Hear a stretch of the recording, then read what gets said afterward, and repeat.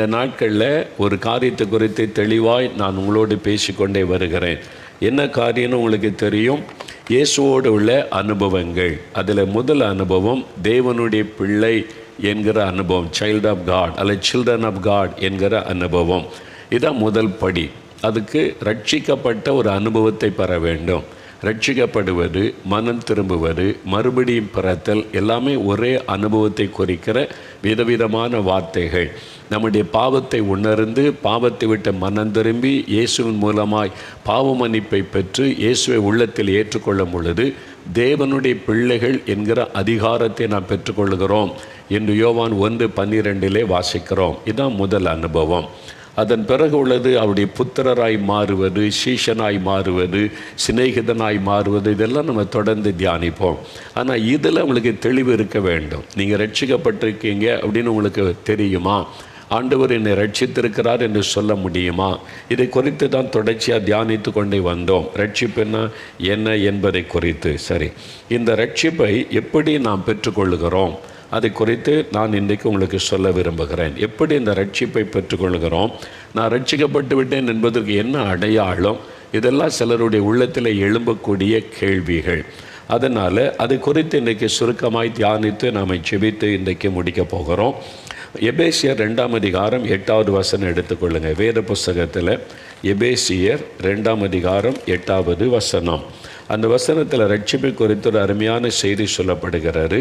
புதிய ஏற்பாட்டில் 265 பக்கம் எடுத்துட்டிங்களா? பைபிளை புரட்டுங்க. 265 பக்கம் எபேசியர் 2:8 எடுத்துக்கொள்ளுங்க. கிருபையினாலே விசுவாசத்தை கொண்டு ரட்சிக்கப்பட்டீர்கள். இது உங்களால் உண்டானது அல்ல, இது தேவனுடைய ஈவு. தேவனுடைய ஈவு என்றால் கிஃப்ட் ஆஃப் காட். ரட்சிப்பு என்பது தேவன் ஒரு இலவசமாய் கொடுக்கிற ஒரு ஈவு, ஒரு கிஃப்ட் என்பதாய் சொல்லப்படுகிறாரு.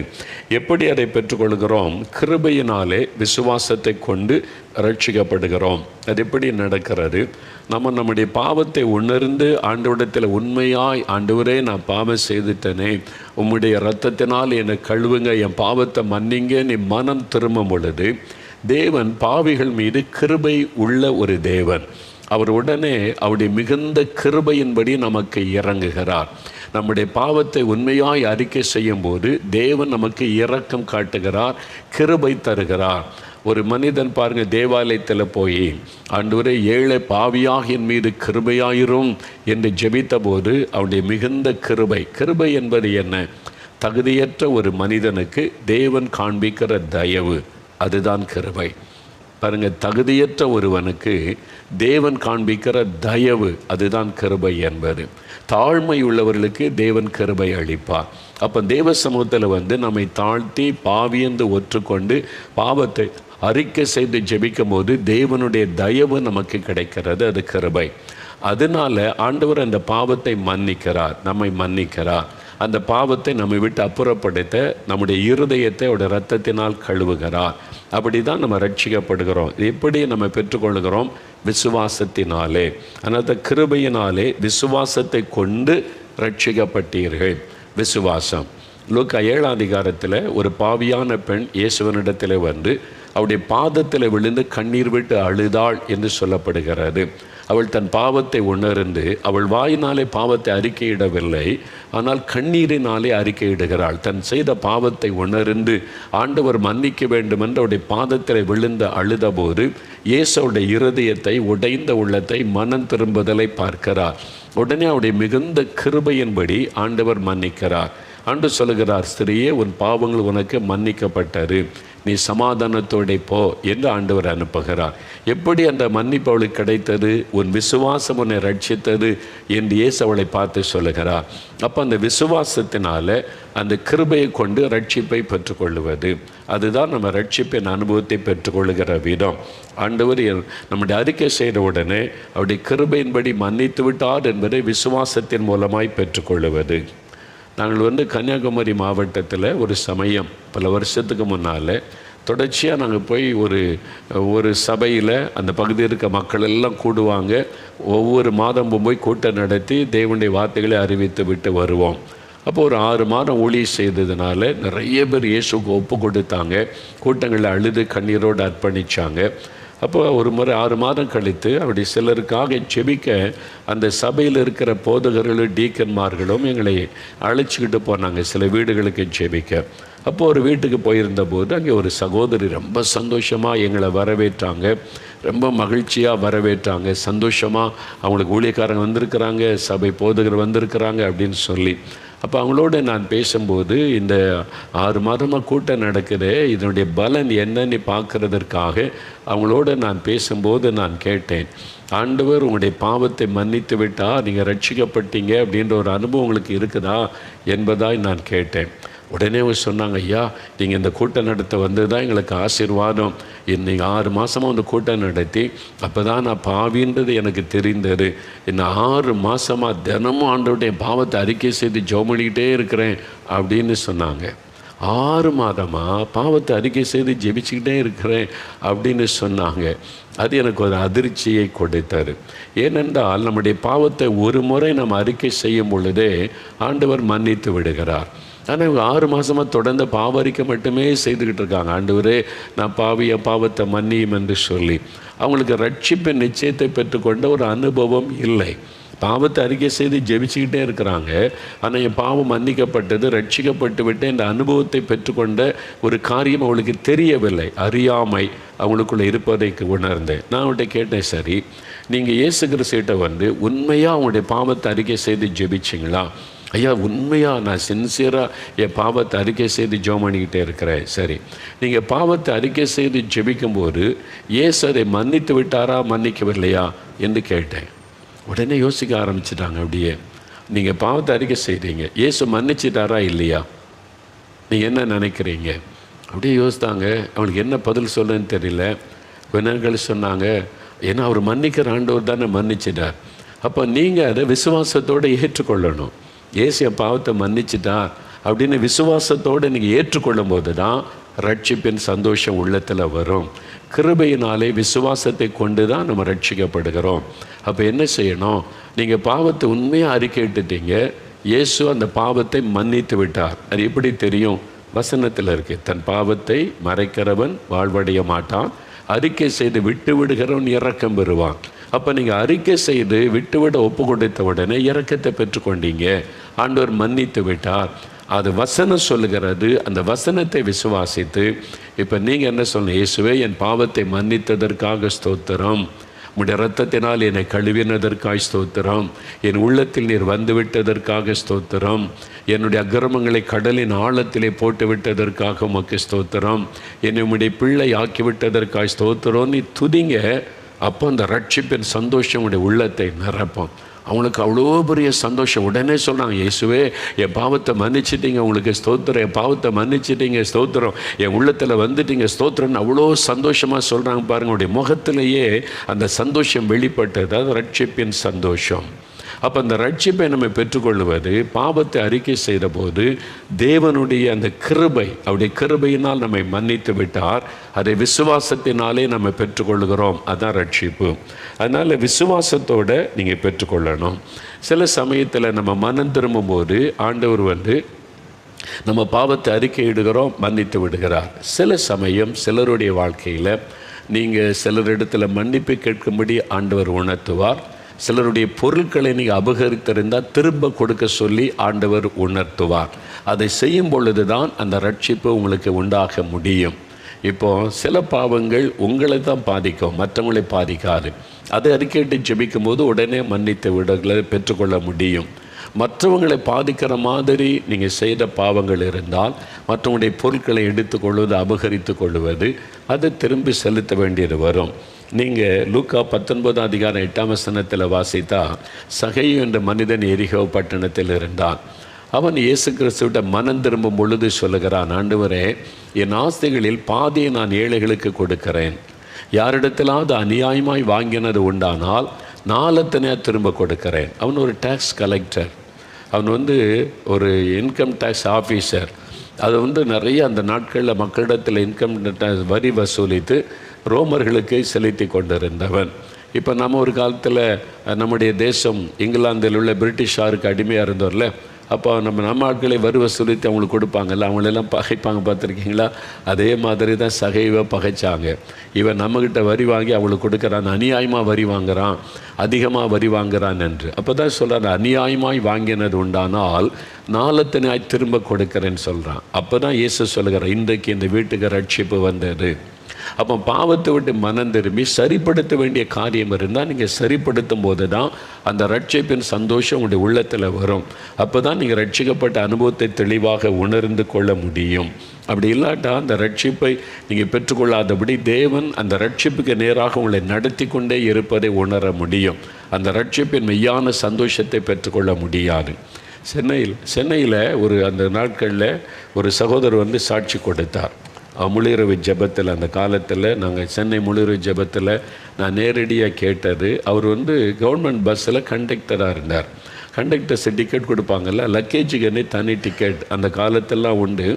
லக்கேஜ் கொண்டு வந்து அதுக்கு ஒரு டிக்கெட் போட்டுருவாங்க. அப்போ இவர் என்ன பண்ணுவாருன்னா, லக்கேஜுக்கு காசு வாங்கிக்கொள்வார், டிக்கெட் கொடுக்க மாட்டார். டிக்கெட் கொடுத்தா தான் அந்த காசு கவர்மெண்ட்டுக்கு போகும். டிக்கெட் கொடுக்காட்டா அந்த காசு இவர் பையில் போயிடும். அது அப்படி கவர்மெண்ட் பணத்தை ஏமாற்றி எடுத்துக்கொள்ளுவார்.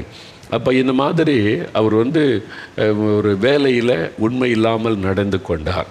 இப்படியே சில வருஷம் கடந்தது. ஒரு நாள் ஆண்டவர் அவரை சந்தித்த போது தன் பாவத்தை உணர்ந்து இயேசுவினிடத்தில் மனம் திரும்பினார். என் பாவம் மன்னிக்கப்படணும், நான் ரட்சிக்கப்படணும்னு ஜெபித்த போது ஆவியானவர் உணர்த்தினார், நீ கவர்மெண்ட்டுக்கு போக வேண்டிய பணத்தை நீ எடுத்துக்கொண்ட, அப்போ அதை திருப்பி கொடு, அதை திருப்பி கொடுத்தா தான் உனக்கு ரட்சிப்பு, நீ திருப்பி கொடுக்கணும்னு கர்த்தர் பேசினார். அப்போ இவர் எக்ஸாக்டாக இல்லாட்ட ஒரு கணக்கு போட்டு பார்த்தார். கிட்டத்தட்ட ஒரு நாளைக்கு இவ்வளோ பணம், நான் இவ்வளோ நாள் வேலை செய்திருக்கிற, கிட்டத்தட்ட இவ்வளோ பணம் கவர்மெண்ட்டுக்கு போக வேண்டிய பணத்தை நான் எடுத்துட்டேன், ஏமாற்றி எடுத்துக்கொண்டேன்னு சொல்லி அவர் அதுக்கான பணத்துக்கான ஒரு செக் எழுதினார். அந்த பணத்தை திருப்பி கவர்மெண்ட்டுக்கு கொடுக்கும்படியாக மேல் அதிகாரிக்கு ஒரு கடிதம் எழுதினார். நான் கண்டக்டராக இப்படி வேலை செய்கிறேன் இந்த நம்முடைய அரசாங்க பஸ்ஸில், நான் இந்த மாதிரி டிக்கெட் கொடுக்காமல் லக்கேஜுக்கு வரக்கூடிய காசெல்லாம் நான் எடுத்துக்கொண்டேன். இப்போ இயேசு அதை பாவம் என்று எனக்கு உணர்த்தினார். அரசாங்கத்துக்கு சேர வேண்டிய பணத்தை திருப்பி கொடுத்து விட வேண்டும் என்று பேசினார். அதனால் நான் அந்த அநியாயமாய் சம்பாதித்தில் கிட்டத்தட்ட இவ்வளோ பணம், அதை நான் திரும்பி செலுத்துவதற்கான செக் வைத்திருக்கிறேன். அதனால் அதை பெற்றுக்கொண்டு எனக்கு மன்னிப்பு கொடுங்கள், நான் தவறு செய்து விட்டேன், மன்னித்து விடுங்கள் என்று கடிதம் எழுதிட்டார். மேலதிகாரி இவரை கூப்பிட்டு கடிதத்தை வந்து சொன்னார், சரி நீ தப்பு பண்ணிட்ட, இன்றைக்கி மனம் திரும்பிட்டேன்னு சொல்கிற, சரி இனிமேல் ஒழுங்காயிரு, போதும், எதுக்கு நீ இப்படி லெட்டர் எழுதி பணத்தெல்லாம் திரும்பி செலுத்துறதுக்கு நீ பண்ணியிருக்க அப்படின்னு கேட்டான். இல்லை, இயேசு எனக்கு உணர்த்தினார், நீ அந்த பணத்தை நீ திருப்பி கொடுக்கணும், அப்போ தான் நீ ரட்சிப்பின் சந்தோஷத்தை பெற முடியும். அநியாய சம்பாத்தியம் வாழ்க்கையில் இருந்ததில்லை, நீ ஆண்டவர் பேசினார், இது அரசாங்கத்துக்கு சேர வேண்டிய பணம், நான் அதை திருடி இருக்கிற திரும்ப கொடுத்துட்றேன்னு சொல்லி. அதிகாரி சொன்னார், நீ இப்படி ஒரு கடிதம் கொடுத்தால் நீ தவறு செய்வது உறுதியாகிவிடும், நீயே தவறை ஒத்துக்கொண்டிருக்கிறாய், அப்போ நாங்கள் மேல் அதிகாரி ஆக்ஷன் எடுக்கணும், உன்னை நாங்கள் வேலையை விட்டு உடனே தற்காலிகமாய் நிறுத்தி விடுவோம், ஒருவேளை ஆக்ஷன் எடுத்து வேலை கூட போய்விடக்கூடும், இது மாதிரி ஃப்ராட் பண்ணது ஓ மூலமாகவே எங்களுக்கு கடிதமாய் வந்திருக்கிறது என்று. அதனால் சரி இதுவரை திருடிட்ட, இனி ஒழுங்காக வேலை செய்ய போதும் அப்படின்னு சொன்னால், இல்லை நீங்கள் அதை ஏற்றுக்கொள்ளுங்க, எனக்கு என்ன நடந்தாலும் பரவாயில்ல, வேலையே போனாலும் பரவாயில்ல, நான் ஆண்டவருடைய வார்த்தைக்கு கீழ்ப்படியணும், எனக்கு ரட்சிப்பு முக்கியம், அவர் கொடுக்குற சமாதானம் முக்கியம், நான் பரலோகத்துக்கு போகணும், இயேசுவை சந்திக்கணும், இதனால் வேலை போனாலும் பரவாயில்லைன்னு சொல்லி நீங்கள் இதை ஏற்றுக்கொள்ளுங்கன்னு சொல்லிட்டார். அவர் சொன்னார், நான் மேலதிகாரிக்கு அனுப்புவேன், அவங்க ஆக்ஷன் எடுப்பாங்கன்னு சொல்லி. அதன்படி அவருக்கு பாருங்கள் வேலை டிஸ்மிஸ் பண்ணிட்டாங்க. நீ திருடி இருக்க, ஏமாற்றிருக்க, உன்னுடைய லெட்டரே அதற்கு ஆதாரம் என்று சொல்லி வேலையை விட்டு நிறுத்திட்டாங்க. இப்போ அவருக்கு வேலை இல்லை, வருமானம் இல்லை. இப்போ என்ன நடக்கிற, வீட்டில் ரொம்ப கஷ்டம். ஆனால் ரட்சிக்கப்பட்ட சந்தோஷம், ஆண்டவரே பாவத்தை மன்னிச்சிட்டார், நான் காரியத்தை சரிப்படுத்திட்டேன்னு ஒரு பெரிய மகிழ்ச்சியோடு இருக்கிறார். கஷ்டமான பாதையில் கடந்து போகிறான். 1 மாதம் 2 மாதம் 3 மாதம் ஆச்சு. திடீர்னு மறுபடியும் அந்த டிரான்ஸ்போர்ட் அந்த கார்ப்பரேஷன் அங்கேருந்து ஒரு லெட்டர் வந்தது, நீ உடனே வந்து மேலதிகாரியை பார் என்று. இவர் போய் நின்றார் மேலதிகாரிகிட்ட. அவர் சொன்னார், உன்னுடைய கடிதம், உன்னுடைய வாழ்க்கையை நாங்கள் கவனித்தோம், என்ன நடக்கிறது என்று. இந்த சில மாதங்களாக உன்னை நாங்கள் வாட்ச் பண்ணோம், கவனித்தோம், பலர் மூலமாய் விசாரித்தோம், நீ உண்மையாய் ஒரு மனம் திரும்பி ஒரு புது வாழ்க்கை வாழ்கிறதை அறிந்து கொண்டோம்.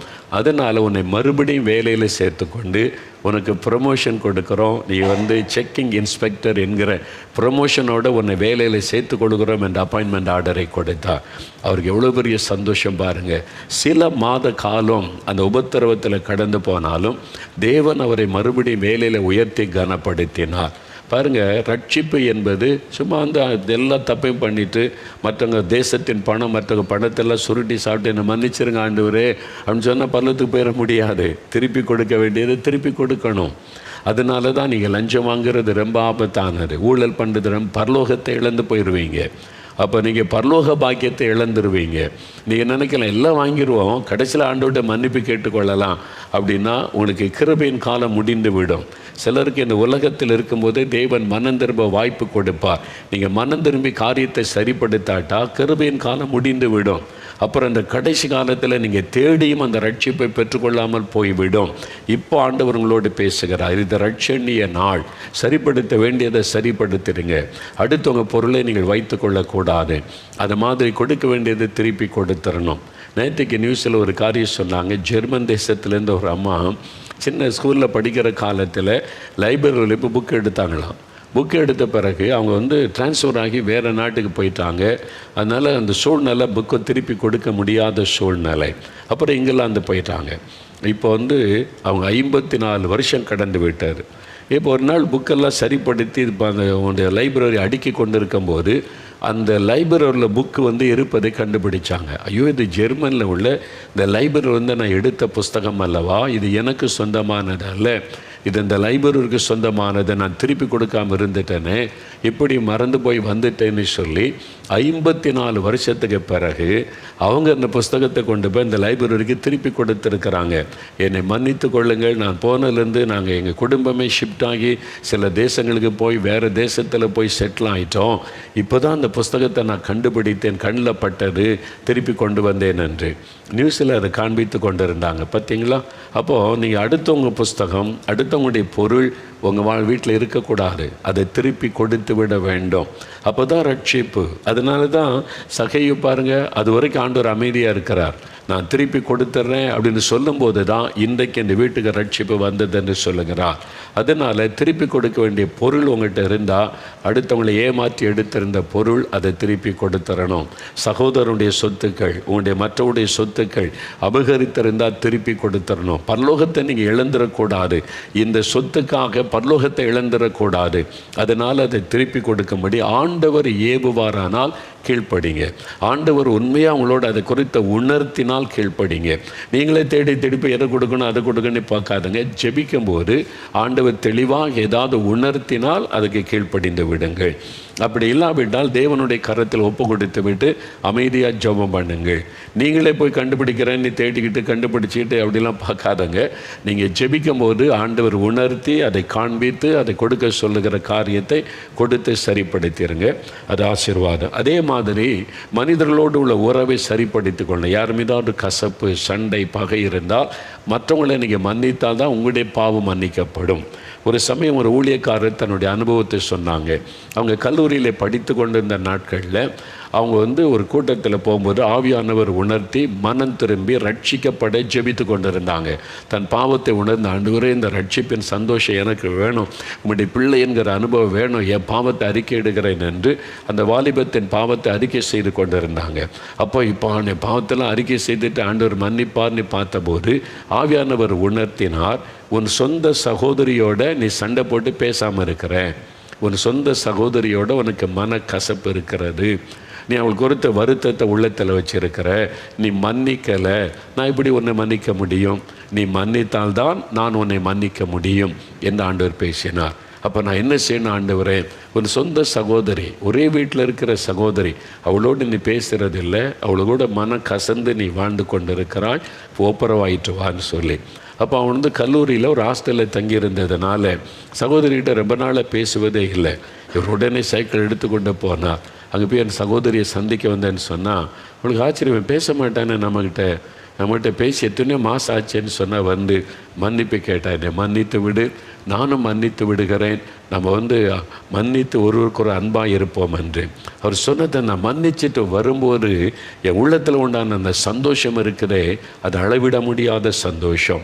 அந்த ரட்சிப்பின் சந்தோஷம் உங்களுக்கு பூரணமாய் கிடைக்க வேண்டுமானால் சில காரியத்தை சரிப்படுத்த ஆவியானவர் ஏவும் போது அதை செய்யணும். அதை செய்தால்தான் ஆண்டவர் அந்த ரட்சிப்பின் சந்தோஷத்தை, நிச்சயத்தை நீங்கள் பெற்றுக்கொள்ள முடியும் அல்லது முடியாது. நான் மனம் திரும்புகிற காலத்தில் நான் வேறு இடத்துல காலேஜில் படித்து கொண்டிருந்தேன். என்னுடைய தாயாரை துக்கப்படுத்தினார், என் குடும்பத்தாரிலே சகோதரர்களை துக்கப்படுத்தினார், கீழ்ப்படியாமல் நடந்ததெல்லாம் உணர்த்தினார். அந்த காலத்தில் ஃபோன் வசதியெல்லாம் கிடையாது. கடிதத்தின் மூலமாக நான் மன்னிப்பு கேட்டு என் தாயாருக்கு கடிதம் எழுதினேன். ஆண்டவர் என் பாவத்தை உணர்த்துகிறார், உங்களை நான் துக்கப்படுத்தி இருக்கிறேன், கீழ்ப்படியாமல் நடந்திருக்கிறேன், மன்னித்து கொள்ளுங்கள் என்பதாக. எனக்குள்ளே உண்டான மாற்றத்தை பார்த்து என் தாயாரை ஆச்சரியப்பட்டார்கள். எப்படி இவன் மாறிட்டான்? நான் மாறவில்லை, இயேசு மாற்றினார். அதான் ரட்சிப்பு என்பது. சும்மா ஆண்டவரிடத்தில் பக்தியாக இருக்கிறேன், ஆண்டவருடைய கூட்டத்தில் ஜெபிச்சுட்டு வந்துட்டேன் என்பது அல்ல. அதனால் ஆண்டவர் உணர்த்தினால், ஆண்டவர் இதை சரிப்படுத்த சொன்னால் நீங்கள் சரிப்படுத்தி கொள்ளணும். அதுதான் முக்கியமான ஒரு காரியம். நீங்களாக நினச்சி காரியத்தை செய்யக்கூடாது. நீங்கள் போய் ஜெபிக்கும் போது உண்மையாக ஆண்டவர் சில காரியத்தை செய்ய தூண்டி உணர்த்தும் போது அதுக்கு கீழ்ப்படிந்து செய்யும்போது அந்த ரட்சிப்பின் சந்தோஷம் பூரணமாய் உங்களுடைய வாழ்க்கையிலே உண்டாகும். அதனால் இதை நம்ம செய்வதற்கு உங்களை அர்ப்பணித்து கொள்ளுங்க. சரி, இந்த ரட்சிக்கப்பட்டது எனக்கு எப்படி தெரியும்? நான் ரட்சிக்கப்பட்டு விட்டேன் என்பது எப்படி தெரியும்? சிலர் சாட்சி சொல்லும்போது எனக்கு ஒரு தரிசனம் கிடைச்சிது, ஒரு வசனம் கிடைச்சிது, ஆண்டவர் இப்படி பேசினார், ஒரு காட்சி கிடைத்ததெல்லாம் சொல்லுவாங்க. தப்பு இல்லை, அது அவங்களுடைய அனுபவம். எல்லாருக்குமே அப்படி கிடைக்கணும்னு அவசியம் கிடையாது. எல்லாருக்கும் ஒரே மாதிரி அந்த அனுபவம் இருக்காது. ரட்சிப்பின் அனுபவம் சிலர் தனித்து, இப்போ நான் தனித்து ஒரு ராத்திரி முழுவதும் ஜெபம் பண்ணி அதிகாலையில் ஆண்டவர் என்னோடு பேசினார், அதனால் உங்களுக்கு பாவம் மன்னிப்பு வேணுமா, ராத்திரி முழுவதும் போய் ஜெபம் பண்ணுங்கன்னு நான் சொல்லக்கூடாது. அது அல்ல. சிலர் கூட்டத்திலே ஒப்பு கொடுத்து கூட்டத்திலே மனம் கசந்த பாவத்தை அறிக்கை செய்வாங்க, உடனே ரட்சிப்பு 5 நிமிஷத்துக்குள்ளே அங்கே ரட்சிப்பின் சந்தோஷம் கிடைத்து விடும். அதனால் ஆண்டவர் ஒவ்வொருத்தரையும் சந்திக்கிற விதம் வித்தியாசம்.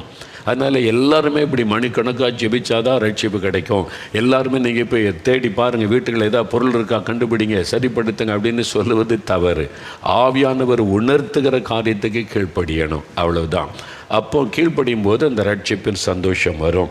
அப்போ ரட்சிப்படும் போது சிலருக்கு தரிசனம் கிடைக்கலாம், சிலருக்கு ஒரு வசனம் கிடைக்கலாம், சிலருக்கு ஆண்டவர் நேரடியாக பேசலாம்.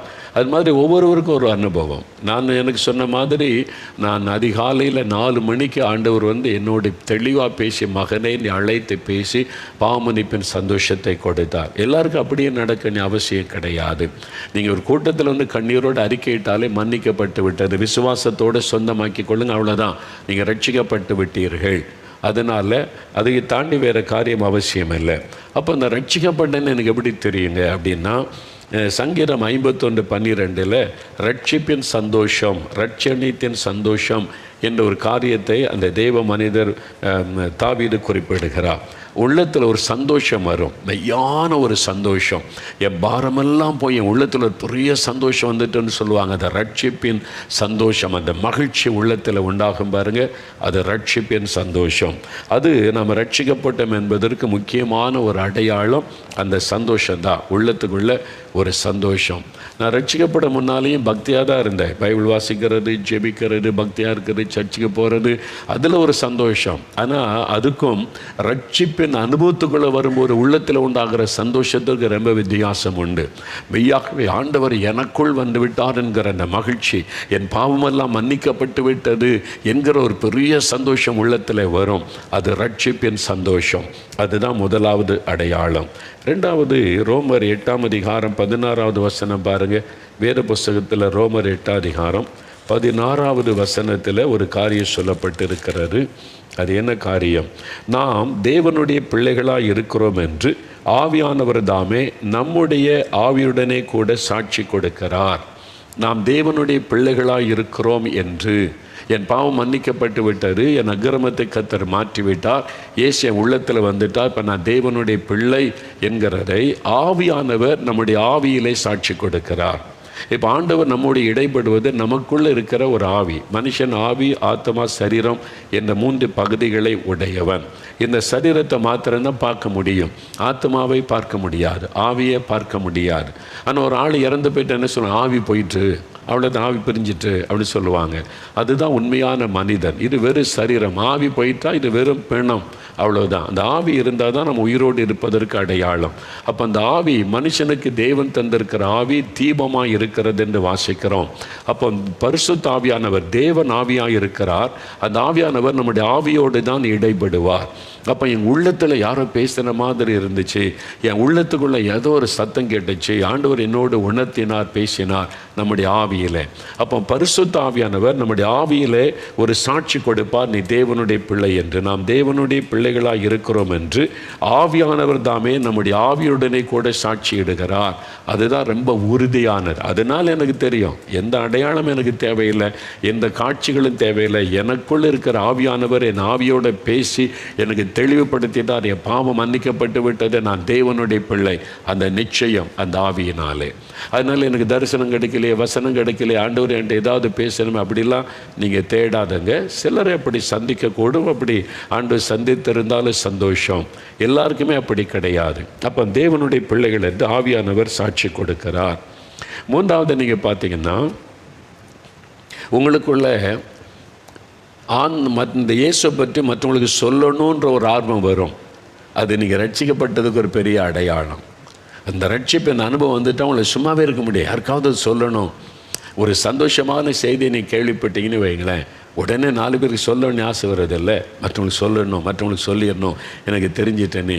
அந்த ரட்சிப்பின் சந்தோஷம் வந்த உடனே இந்த ரட்சிப்பின் செய்தியை மற்றவங்களுக்கு சொல்லணும் அப்படின்ற ஒரு ஆர்வம் உள்ளத்தில் வந்துடும். உங்களுக்கு அந்த ஆசை வருதா? அந்த ஆசை இல்லைன்னா நீங்கள் என்ன ரட்சிக்கப்பட்டது ஒரு கேள்விக்குறி தான். நீங்களே யோசித்து பாருங்கள். சும்மா பக்தியாக இருக்கிறீங்க, அவ்வளோதான். ஆனால் ரட்சிக்கப்பட்டீங்களா? அந்த ரட்சிப்பின் அனுபவம் இருந்தால் இந்த ரட்சிப்பின் செய்தியை மற்றவங்களுக்கு சொல்லணும், இந்த அனுபவத்தை சொல்லணுன்ற ஒரு ஆர்வம் வந்துக்கிட்டே இருக்கும் உங்களுக்குள்ள. அதுதான் நீங்கள் ரட்சிக்கப்பட்டதற்கு இன்னொரு முக்கியமான அடையாளம். யோவான் 4:28-29 சமாரிய பெண் இயேசு சந்திக்கிறார், அவளோடு பேசுகிறார்.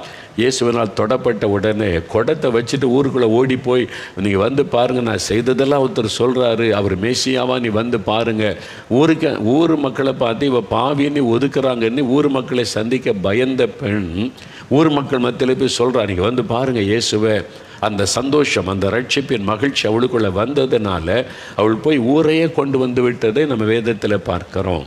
அப்போ இயேசுவின் மூலமாக ஒரு சரீர சுகம் பெற்றாலே எல்லாருக்கும் சொல்கிறோம்ல, எனக்கு சுகம் கிடைச்சது, இயேசு சுகம் கொடுத்துட்டார், நீ என் பாவம் மன்னிக்கப்பட்டுச்சு, என் வாழ்க்கை மாறிட்டு, இயேசு என் வாழ்க்கையை மாற்றிட்டார், எனக்குள்ளே இவ்வளோ சந்தோஷம் தந்திருக்கிறார். இதை உங்களால் சொல்லாமல் இருக்க முடியாது.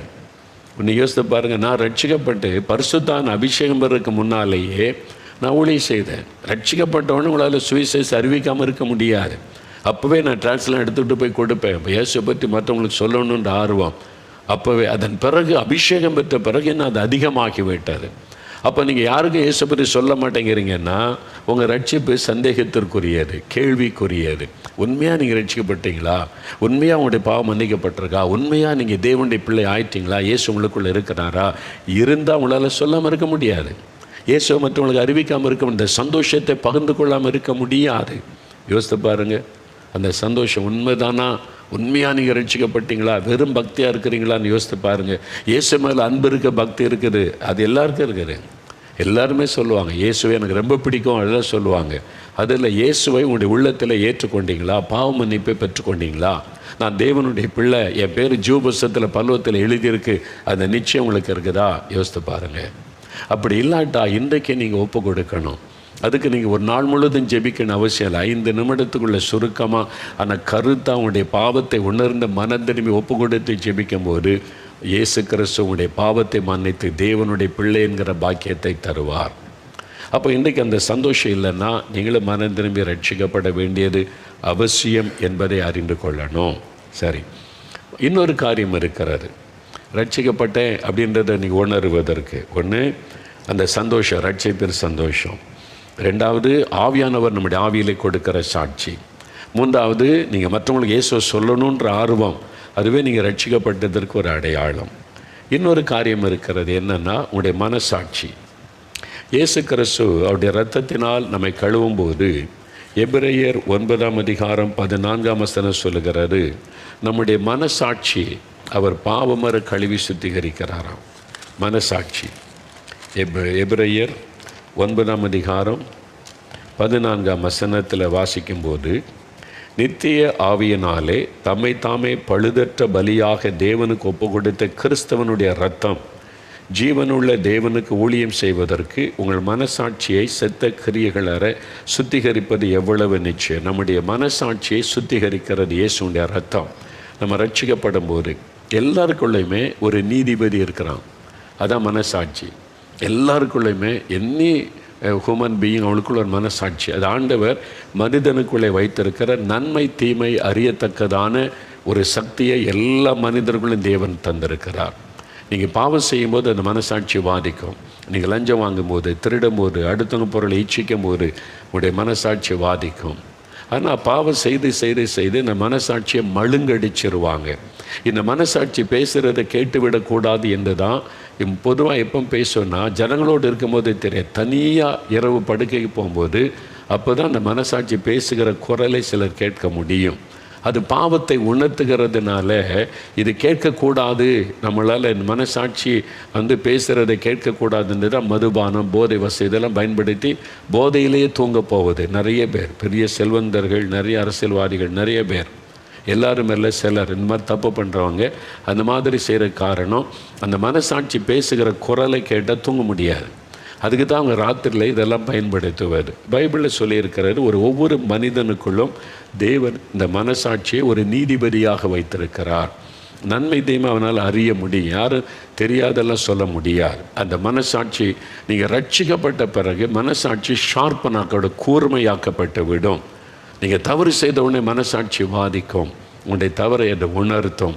உடனே ஆண்டவரிடத்தில் அறிக்கை செய்து சரிப்படுத்தி கொள்ள உங்களுக்குள்ளே ஒரு தூண்டுதல் உண்டாகும். இது நீங்கள் ரட்சிக்கப்பட்டிருக்கிறீர்கள் என்பதற்கு ஒரு பெரிய அடையாளம்.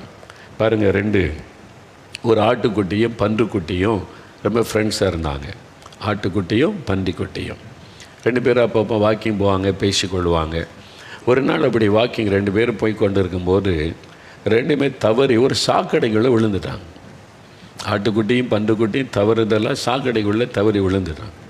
என்ன நடந்திருக்கு யோசித்து பாருங்கள். சாக்கடைக்குள்ளே அந்த சகதியெல்லாம் பட்டவன் ஆட்டுக்குட்டி அதுக்குள்ளே இருக்க முடியல. உடனே அடுத்த நிமிஷம் அங்கேருந்து துள்ளி எழும்பி வெளியே வந்து உதறுது, சரிப்படுத்துது, புல்லில் போய் அப்படியே பொருளுது, அப்படியே போய் சுகத்தில் உரசுது. அந்த நாற்றம் போகும்படிக்கு, அந்த சகதி போகும்படிக்கு அது உரசி அந்த அழுக்கையெல்லாம் எடுப்பதற்கு பிரயாசப்படுகிறது. பன்றுக்குட்டி என்ன பண்ணியிருக்கோம் நினைக்கிறீங்க?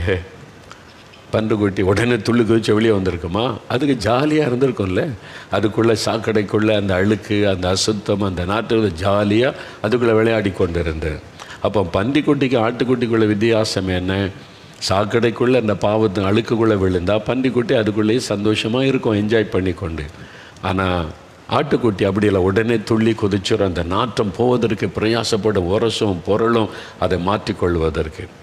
நம்ம ரட்சிக்கப்படலைன்னா, நம்ம அந்த பாவத்தில் இருக்கிறோன்னா, பாவம் இனிமையாக தெரியும், அதுக்குள்ளேயே இருந்து கொண்டு இருப்பாங்க, வெளியே வர மாட்டாங்க. ஆனால் ரட்சிக்கப்பட்டு விட்டால் அந்த பாவத்தில் விழுந்தால் அடுத்த நிமிஷம் துள்ளி குத்து, ஐயோ தப்புன்ட்டமே, பாவம் செய்துட்டமே, ஆண்டவரே என்னை மன்னிச்சிருங்க, இதிலிருந்து விடுதலை கொடுத்துருங்கன்னு சொல்லி அந்த நாற்றம் போகும் வரைக்கும் அது பிரயாசப்படுவோம். 2க்குள்ள வித்தியாசம் அதுதான். ஒரு தவறு செய்தவன், ஐயோ நான் பாவம் செய்துட்டனே, அந்த தவறு சுட்டி காண்பிக்கப்படும் போது, உணர்த்தப்படும் போது, நான் செய்த தவறு தான் ஆண்டவரே என்னை மன்னிச்சிருங்க, நான் மறுபடியும் அந்த பாவத்தில் விழுந்து விடாதபடி காத்துக்கொள்ளுங்கன்னு ஜெபிச்சு தன்னை சரிப்படுத்தி கொள்கிறாங்க பாருங்கள். அது ரட்சிக்கப்பட்டதற்கு ஒரு பெரிய அடையாளம். இல்லை அதெல்லாம் தப்பு இல்லை, இதிலே நான் இருப்பேன், இதில் என்ன தப்பு அப்படின்னு சொல்லிட்டு இதெல்லாம் என்ஜாய் பண்ண உலகத்தில் அதுக்குள்ளே இருக்கிறாங்க பாருங்கள். அவங்க ரட்சிக்கப்படாததுனால அவங்களுடைய மனசாட்சியில் பாதிப்பு வராது. ஆனால் ரட்சிக்கப்பட்ட உடனே நம்முடைய மனசாட்சி கூர்மையாக்கப்பட்டு விடும். சின்ன சின்ன தவறு நமக்கு பெருசாக தெரியும். அதனால தான் தினமும் ஆண்டவர்கிட்ட போய் ஆண்டவருடைய சமூகத்தில், ஆண்டவருடைய என்னை மன்னிச்சிருங்க, கழுவுங்க, சுத்திகரிங்க, என்னை ஜெபம் பண்ணி கடந்து போவது. இதான் 2க்கும் உள்ள வித்தியாசம். இப்போ உங்கள் வாழ்க்கையை சோதித்து பாருங்கள். ஒரு சின்ன தவறு பண்ணிட்டாலும் மனசாட்சி பாதிக்கிறதில்லை, உங்களை கஷ்டப்படுத்துறதில்லை. அதனால் நீங்கள் ரட்சிக்கப்பட்டதுனால தான் அந்த உணர்வு வருகிறது. ஆண்டவரே இது வேண்டாம், என்னை பரிசுத்தப்படுத்தி ஜெபம் பண்ணி முன்னேறி போய் கொண்டிருக்கீங்க. அந்த ரட்சிக்கப்பட்டுட்டா வேதத்தின் மேலே உங்களுக்கு பெரிய ஆர்வம் வந்துடும். வசனத்தை வாசிக்கணும், ஜெபிக்கணும், ஆண்டவரோட தனித்திருக்கணும் ஆர்வம் வந்துடும். ரட்சிக்கப்படாட்டா உங்களுக்கு வசனத்தின் மேலே ஆர்வமே வராது. சில ரட்சிக்கப்பட்டாட்கள் பக்தியாக இருந்தால் இப்போ கடமைக்கு பைபிள் வாசிப்பாங்க. என்ன வாசித்தீங்க, ஆண்டவர் அது குறித்து ஏதாவது பேசினாரான்னு கேட்டாலும் சொல்ல தெரியாது. வாசித்தேன், இன்றைக்கி டெய்லி பைபிள் வாசிக்கணும், வாசித்தேன், அவ்வளோதான். ஆனால் ரட்சிக்கப்பட்டுட்டா அதில் என்ன இருக்குது, ஆண்டவர் என்கிட்ட என்ன பேசுகிறார், அந்த ஆர்வம் இருக்கும். ரெண்டுக்குள்ள வித்தியாசம் அதுதான். நீங்கள் ரட்சிக்கப்பட்டதற்கு ஒரு பெரிய அடையாளம் ஆனால் உங்களுக்குள்ளேயே இருக்கிறது. இப்போ நீங்களே சீர்தூக்கி பாருங்கள், உண்மையாக ரட்சிக்கப்பட்டிருக்கீங்களா? அவள் இயேசுடைய ரத்தம் உங்களை கழுவி நீங்கள் தேவனுடைய பிள்ளை என்கிற அனுபவத்தில் வந்துட்டீங்களா? இல்லாட்டா இன்றைக்கு ஆண்டவர் உங்களோடு பேசுகிறார். அதற்கு நான் என்ன செய்யணும்? நீங்கள் யாராக இருக்கலாம், நீ எந்த மதத்தை சார்ந்தவளாக இருக்கலாம், இயேசு மதம் மாற சொல்லவில்லை. நீ மனம் திரும்பி உன் பாவத்திலிருந்து விடுதலை பெற்றுக்கொள்ளணும், மனம் திரும்பி பாவம் மன்னிப்பை பெற்றுக்கொள்ளணும். இல்லாதபடி அந்த வைகுண்டம், அந்த சொர்க்கம், பரலோகம் என்கிற பாக்கியத்துக்குள்ளே போகவே முடியாது. பாவம் செய்கிற ஒரு மனிதன், பாவத்தோடு மரிக்கிற மனிதன் பரலோகத்துக்கு போக முடியாது. அவன் தேவனுடைய பிள்ளை என்கிற அனுபவத்தை பெற்று பாவ மன்னிப்பை பெற்று அந்த மாதிரி ஒரு வாழ்க்கை ஆண்டவரோடு வாழ்கிறவர்கள் தான் பரலோகத்துக்கு போக முடியும். நீங்கள் கிறிஸ்தவளாக இருந்தாலும் அப்படி தான். ஞாயிற்றுக்கிழமை ஒரு சர்ச்சுக்கு போனால் கல்றத்தோடதில் இடம் கிடைக்கும். கல்யாணத்துக்கு அறிக்கைவாசிகள் லெட்டர் தருவாங்க. பரலோகத்துக்கு போக முடியாது. ஆனால் அதெல்லாம் போகணும், சர்ச்சுக்கு போகணும், காணி கொடுக்கணும், அதெல்லாம் அவசியம், கட்டாயம். ஆனால் ரட்சிக்கப்படாமல் இதெல்லாம் செய்து பரலோகத்துக்கு போக முடியாது. நீங்கள் ரட்சிக்கப்படணும், அந்த தேவனுடைய பிள்ளை என்ற அனுபவத்தை பெற்றிருக்கிறீங்களா? சிலருக்கு அந்த அனுபவத்தை பெற்றிருப்பாங்க, அவங்களுக்கே தெரியாது. அதுதான் இன்றைக்கி நிறைய பேருடைய பிரச்சனை. நான் ரட்சிக்கப்பட்டிருக்கான்னு தெரியலையே. அவங்க ஆர்வத்தோடு பைபிள் வாசிப்பாங்க, ஜெபிப்பாங்க, சின்ன தப்புன்னா கூட ஆண்டவரே மன்னிச்சிருன்னு சொல்லுவாங்க. நீங்கள் ரட்சிக்கப்பட்டிருக்கீங்களான்னு கேளுங்க, தெரியாதும்பாங்க. அது அவங்களுடைய அறியாமை. ஆனால் உண்மையில் அவங்க ரட்சிக்கப்பட்டிருப்பாங்க. அவங்க ரட்சிக்கப்பட்டும் தாங்கள் ரட்சிக்கப்பட்டதை தெரியாமல் இருக்கிற கிறிஸ்தவங்களும் இருக்கிறாங்க. தாங்கள் ரட்சிக்கப்படாமலேயே ரட்சிக்கப்பட்டதை நினைத்து கொண்டு இருக்கிற கிறிஸ்தவங்களும் இருக்கிறாங்க. ரெண்டுமே ஆபத்தானது. ஆனால் நீங்கள் தெளிவாக அறிந்து கொள்ள. சிலருக்கு ஒரு கூட்டத்தில் போனேன், பாவத்தை அறிக்கை செய்தால் ரட்சிக்கப்பட்டு ஆண்டவர் உணர்த்தினார், ஆண்டவர்கிட்ட அழுது ஜெபிச்சார், ரட்சித்தார், இந்த அனுபவம் இருக்குது. சிலருக்கு அப்படி இல்லை, படிப்படியாய் அவங்க அந்த வசனத்தை கேட்டு கொஞ்சம் கொஞ்சமாக ஒப்பு கொடுத்து அப்படியே அந்த ரட்சிப்பின் அனுபவத்தில் வந்தவங்களும் இருக்கிறாங்க. அதனால் அவங்களுக்கு திட்டமாக சொல்லும்படியான ஒரு காரியம் இருக்காது. ஆனால் அவங்க ரட்சிக்கப்பட்டிருப்பாங்க. அதனால் நீங்கள் ரட்சிப்பின் அனுபவத்தை சந்தேகப்படாதங்க. இயேசு உங்களுக்குள் இருக்கிறாரா? ஆண்டவர் உங்களுடைய பாவத்தை மன்னித்து விட்டார், இயேசு எனக்குள் இருக்கிறார், நான் இயேசுவோடு அவர் அந்த நிச்சயம் இருக்குதா? அதுதான் தேவனுடைய பிள்ளை என்கிற அனுபவம். அதனால் குழப்பிக்கொள்ளாதங்க, ரொம்ப சிம்பிள் தான். இயேசுவோடு வாழ்வது, அவரை சொந்தமாக்கி கொள்வது தேவனுடைய பிள்ளை என்கிற அனுபவம். இல்லை நான் இன்னும் பாவத்தில் தான் இருக்கிறேன், என் பாவத்தை விட்டு மனம் திரும்பலைன்னா, இன்றைக்கு நீங்கள் பாவி என்பதை உணர்ந்து இயேசு உங்களுடைய பாவத்தை சிலுவையில் சுமந்து விட்டார் என்பதை விசுவாசிங்க. 1 பேதுரு 2:24 இயேசு நம்முடைய அக்கிரமங்களை ஏற்றுக்கொண்டு பாவங்களை சிலுவையில் சுமந்தார். இயேசுவை என்னுடைய பாவத்தை அக்கிரமத்தை சிலுவையில் சுமந்து விட்டீங்க, அதனால் நான் உம்மிடத்தில் வருகிறேன், பாவத்தை அறிக்கை செய்கிறேன், என்னை மன்னித்து என் உள்ளத்தை உம்முடைய ரத்தத்தினால் கழுவிய இருதயத்தில் வந்து வாசம் பண்ணுங்க, நான் உம்முடைய பிள்ளையாக இருக்க விரும்புகிறேன், நீங்கள் எனக்கு தகப்பனாக என் கூட இருங்கன்னு சொல்லி ஒப்பு கொடுக்குறீங்களா? ஒப்பு கொடுக்கிறீங்களா? சின்ன பிள்ளைகளானாலும் வாலிபர்களானாலும் வயதானவர்களானாலும் இந்த அனுபவத்தை பெற்றுக்கொள்ளணும். அப்படின்னா ஐயோ இவ்வளோ காரியம் இருக்குதா, எனக்கு இதுவரை தெரியாமல் இருந்தது, ஆனால் எனக்கு இந்த அனுபவம் வேணும் அப்படி சொல்கிறவங்க உங்களுடைய இருதயத்தில் வலது கை வைங்க. உங்களுக்கு 2 நிமிஷம் டைம் தர்றேன், அப்படியே கண்களை மூடுங்க. சிலுவையில் அறையப்பட்ட இயேசுவை பாருங்கள். இயேசுவே, என் பாவத்தை சிலுவையில் சுமந்தீர், என் மீறுதல்களை சிலுவையில் சுமந்தீர், என்னுடைய ஜென்ம பாவம், கர்ம பாவம், ஆண்டவரே நான் பிறக்கும் பொழுதே, தாயின் கற்பத்தில் பிறக்கும் பொழுதே பாவத்தில் பிறந்தேன், எனக்குள்ள பெருமை, பொறாமை, எரிச்சல், இச்சைகள், வாலிபத்தின் பாவங்கள், ஜென்ம சுபாவங்கள், பாவங்கள் இருக்கிறது.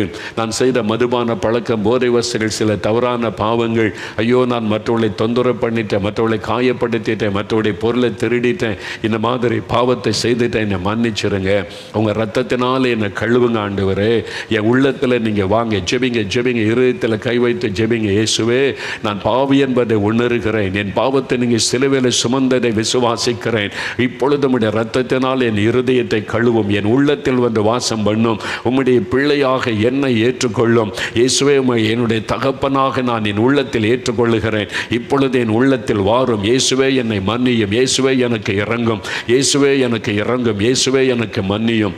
இயேசுவின் நாமத்தில், இயேசுவின் நாமத்தில் இப்போ விசுவாசத்தோட சொல்லுங்க, இயேசுவே என் பாவத்தை மன்னித்ததற்காய் ஸ்தோத்திரம், என் உள்ளத்தில் நீர் வந்துவிட்டதற்காய் ஸ்தோத்திரம், உம்முடைய பிள்ளை ஆக்கி கொண்டதற்காய் நன்றி, என்னை ரட்சித்து விட்டதற்காய் ஸ்தோத்திரம், உம்முடைய மகனாக மகளாக ஏற்றுக்கொண்டதற்காய் ஸ்தோத்திரம், நீர் என் தகப்பனாக என் உள்ளத்தில் வந்துவிட்டதற்காய் ஸ்தோத்திரம், இதோ நான் உம்முடைய பிள்ளை, இயேசு கிறிஸ்து தேவனுடைய பிள்ளை என்ற அனுபவத்தை தந்துவிட்டதற்காய் ஸ்தோத்திரம் ஸ்தோத்திரம் ஸ்தோத்திரம்.